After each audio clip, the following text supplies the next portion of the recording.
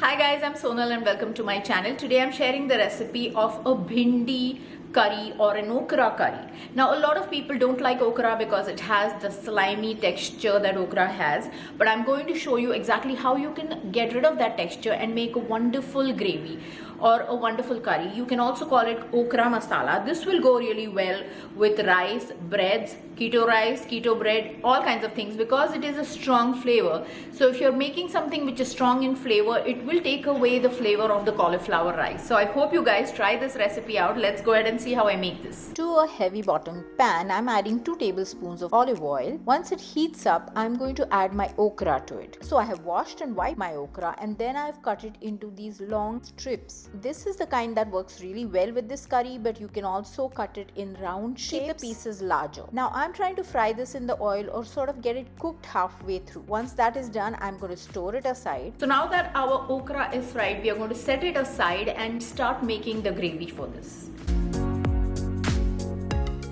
So 2 tablespoons of oil, mustard, cumin and asafoetida.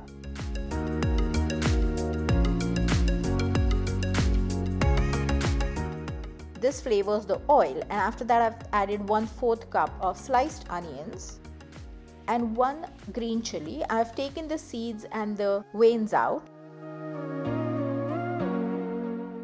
Now I'm adding half a cup of tomato puree. So I boil my tomatoes, take off the skins as well as the seeds, and then I puree it, which we store in the refrigerator, and I've used that.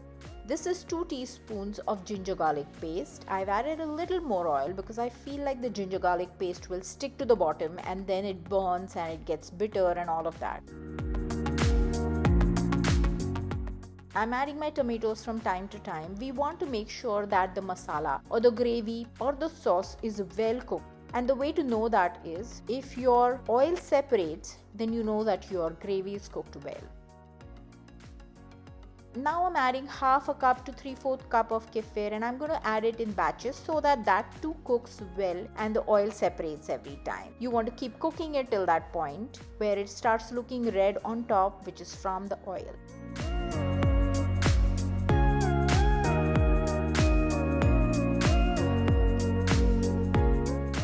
So here is some more, and about 5 minutes later this will reduce, and 3/4 teaspoon of salt, and now you see the oil has separated. That's the red color on top, and the water has reduced. Now your gravy is almost ready. We are going to flavor it with few other things. This is some dried roasted or toasted coconut. So you want to toast it on a pan and then grind it fine. I store this in the refrigerator to be added whenever I want. It gives it that nice toasty taste as well as the richness. 3/4 teaspoon of turmeric and 1 teaspoon of chili powder. You can cut down on the quantity of chili powder if you don't like it. And then I'm going to put my okra back into the pan. Mix it all well so that each piece is coated, and then we are going to add as much water as we want. You want to add a little extra water so that the okra will sit in it and cook or boil for some time and pick up all the flavors from the sauce as well as give its flavors to the sauce.